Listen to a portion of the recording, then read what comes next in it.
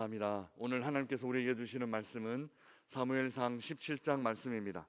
사무엘상 17장 28절에서 40절까지 말씀 우리 함께 봉독하겠습니다. 사무엘상 17장 28절에서 40절까지 말씀 우리 함께 봉독하겠습니다. 이것은 하나님의 말씀입니다. 큰형 엘리압이 다윗이 사람들에게 하는 말을 들은지라. 그가 다윗에게 노를 바라여 이르되 네가 어찌하여 이리로 내려왔느냐? 들에 있는 양들을 누구에게 맡겼느냐?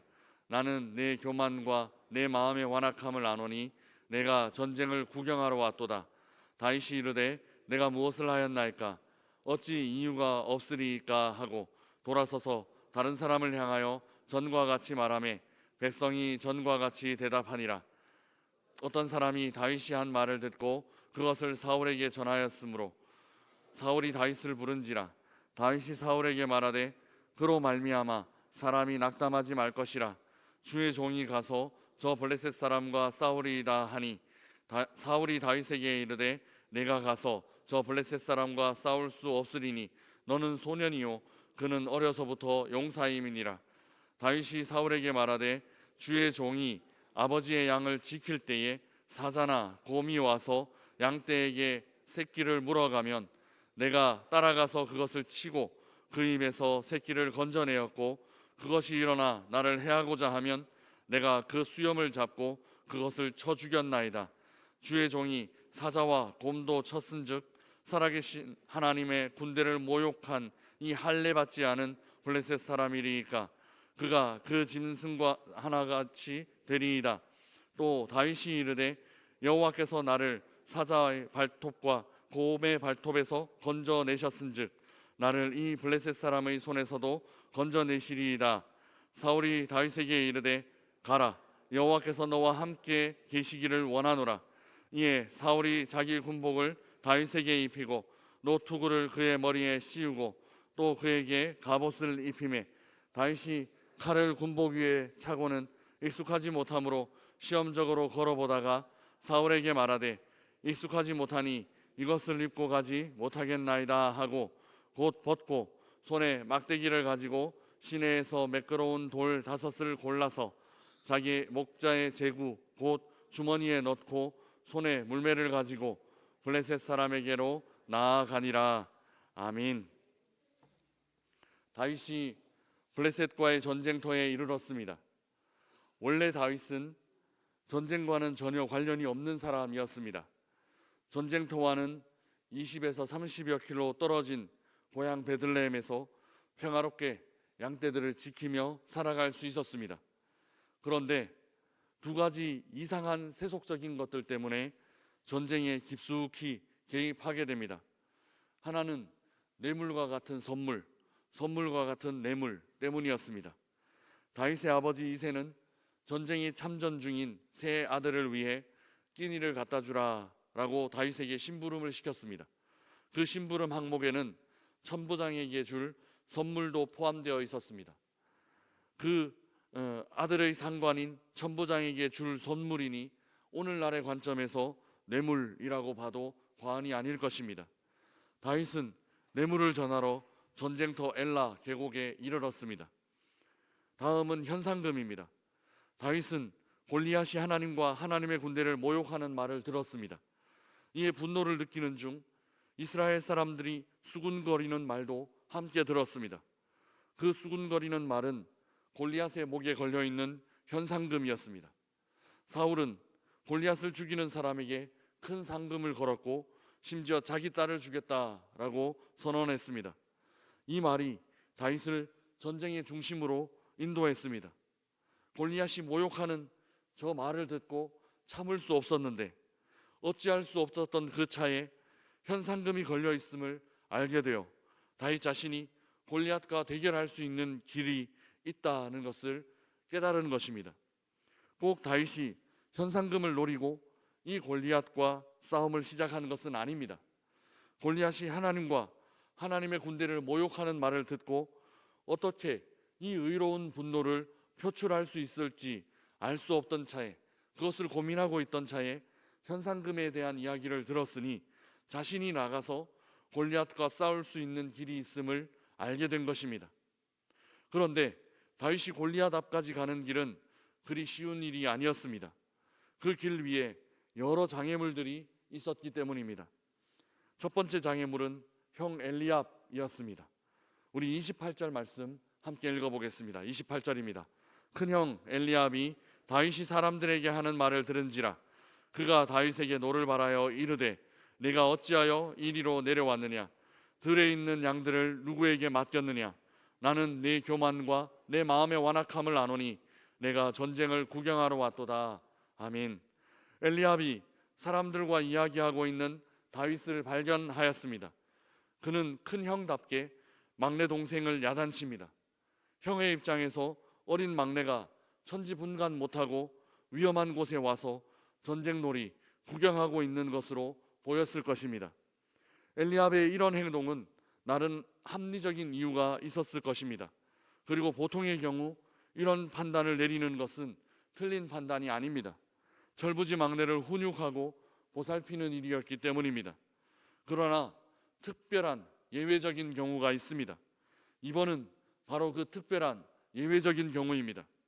하나님께서 특별한 역사를 일으키실 준비를 하고 계시기 때문입니다.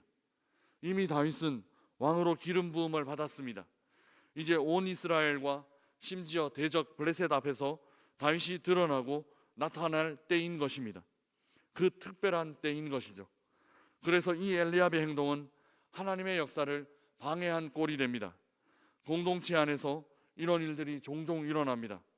대적들과 전쟁을 치러야 하는데 영적인 싸움을 대적들과 그 어둠의 세력들과 영적 전쟁을 치러야 하는데 공동체 안에서 같은 편끼리 싸우고 또 논쟁하며 시간을 허비하는 경우입니다.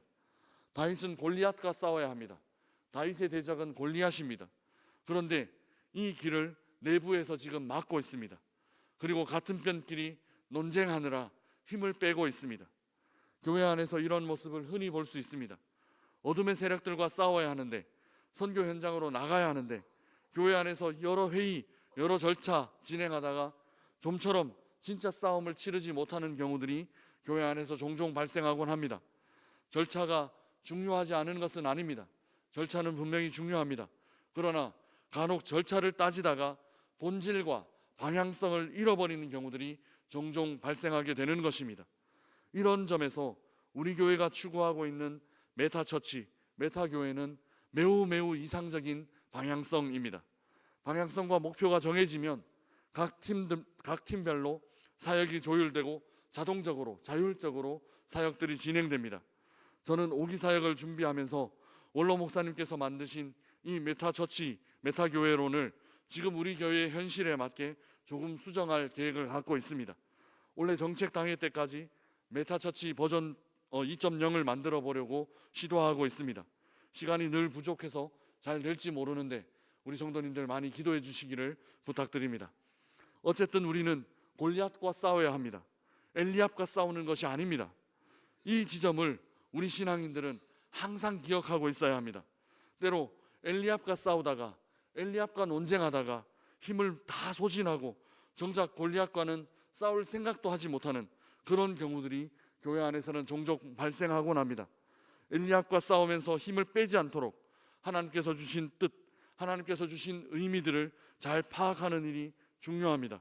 일반적인 경우, 일반적인 하나님의 뜻하심을 살펴야 하지만 또 특별한 경우, 특별하게 일하시는 하나님의 마음을 함께 공동체 안에서 품어갈 수 있어야 합니다.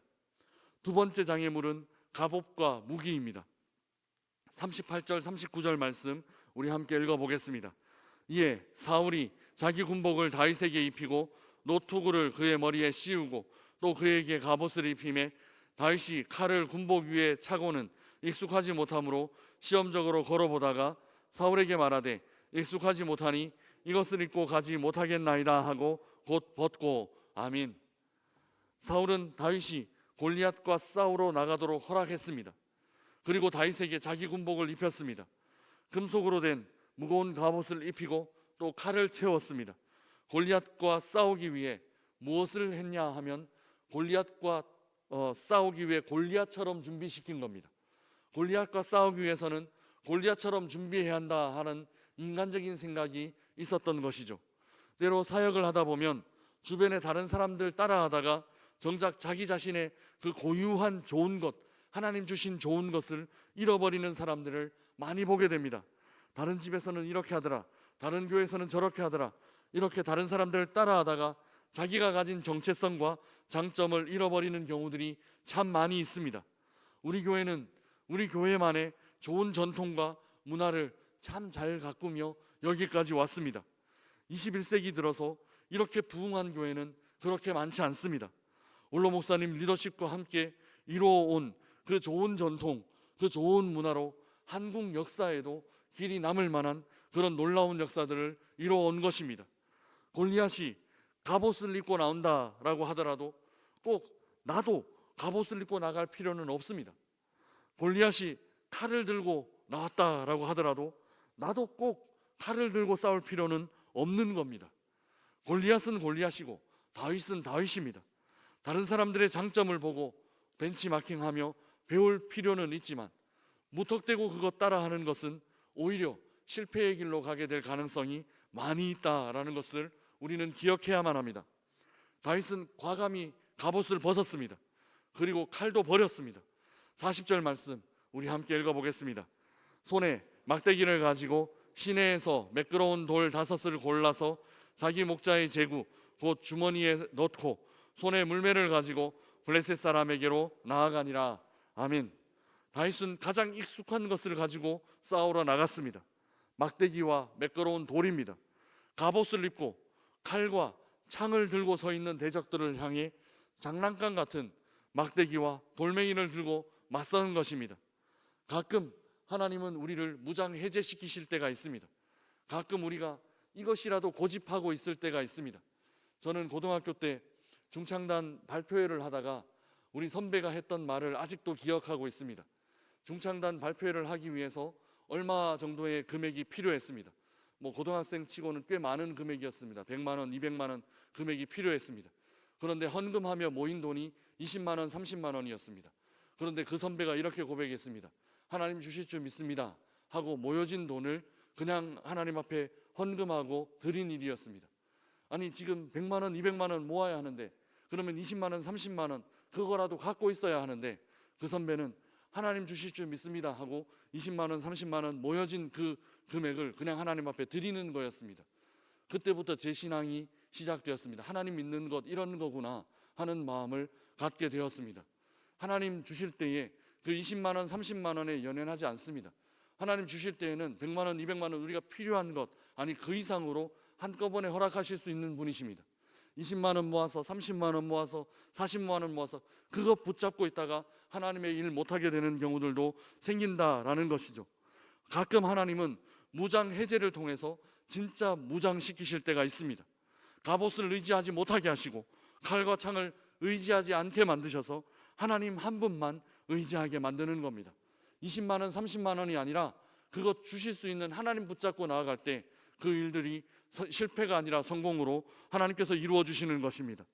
이를 통해 누가 봐도 말도 안 되는 다윗과 골리앗의 싸움을 통해 하나님께서 하신 일을 나타내시는 것입니다.